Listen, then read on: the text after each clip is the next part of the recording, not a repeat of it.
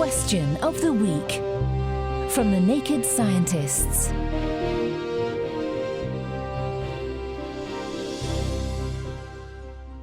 Hello and welcome to Question of the Week.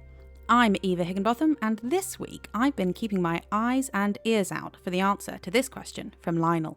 I installed a sensor that switches on a light when it detects a sound.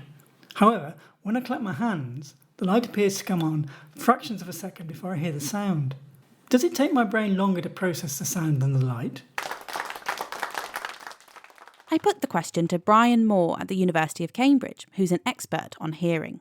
All of our sensations lag behind the time when the stimulus, like a light or a sound, reaches our sense organs, in this case the eyes or the ears.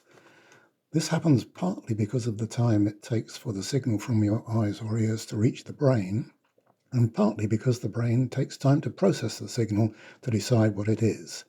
The time lag is at least 200 milliseconds, that is 1/5 of a second. In other words, the concept of the present is an illusion because you are always operating at a slight lag. Well, that's my excuse lined up for next time I miss the ball playing tennis.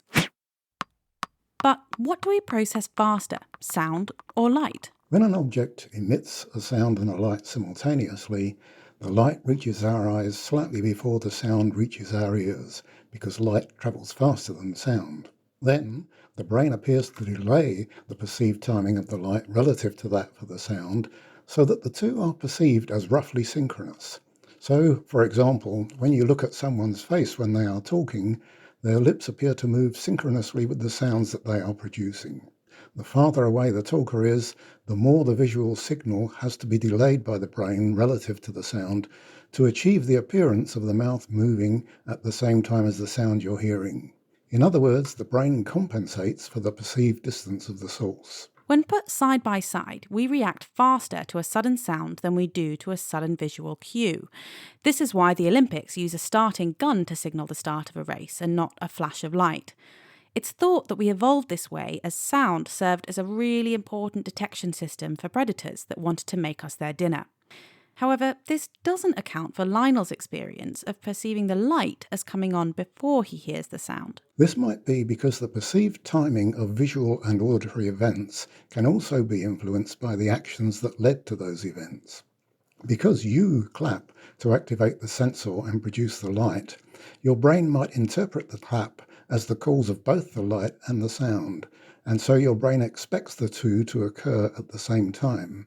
However, because light travels faster than sound, the light reaches your eyes before the sound reaches your ears, and this may make the light appear to start slightly before the sound. It might be worth getting a friend to clap with your back turned and see if you get the same result.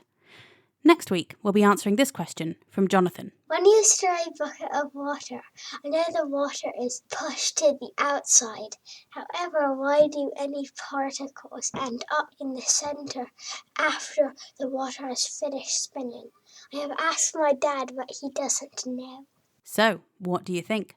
You can email chris@thenakedscientist.com, find us on Facebook, tweet @nakedscientists, or join in the debate on the forum. That's at thenakedscientist.com/forum.